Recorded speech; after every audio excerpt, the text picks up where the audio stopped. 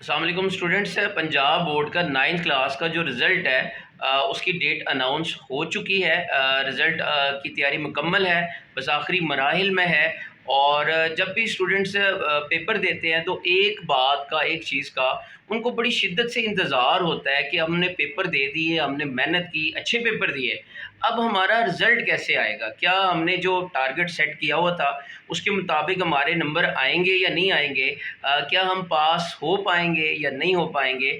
तो मैं आप सबके लिए दुआ गो हूँ कि अल्लाह ताला आप सबको कामयाब करे और जो आपके टारगेट्स हैं, जो आपके ड्रीम्स हैं, वो पूरे हों। नीचे कमेंट सेक्शन में लाजमी बताइएगा कि कौन कौन से ऐसे स्टूडेंट हैं जिनका टारगेट है कि वो 9th में 500 या 450 प्लस मार्क्स लेंगे। नीचे कमेंट में लाजमी मेंशन कीजिएगा। अब देखें, बात पे आ जाते हैं। जो पंजाब बोर्ड है उसने जो 9th क्लास का जो रिज़ल्ट है उसकी डेट अनाउंस कर दी है और इंशाल्लाह आपका जो रिज़ल्ट है वो 9 अगस्त को बरोज़ जुम्मा को आपका रिज़ल्ट वो अनाउंस हो जाएगा। और मैं देखिए अक्सर एक बात कहता होता हूँ कि आप जो है पढ़ाई के ऊपर फोकस करें, लाजमी पढ़ें, क्योंकि देखिए माँ बाप ने आपके लिए बड़ी कुर्बानियाँ दी होती हैं आपकी पढ़ाई के लिए।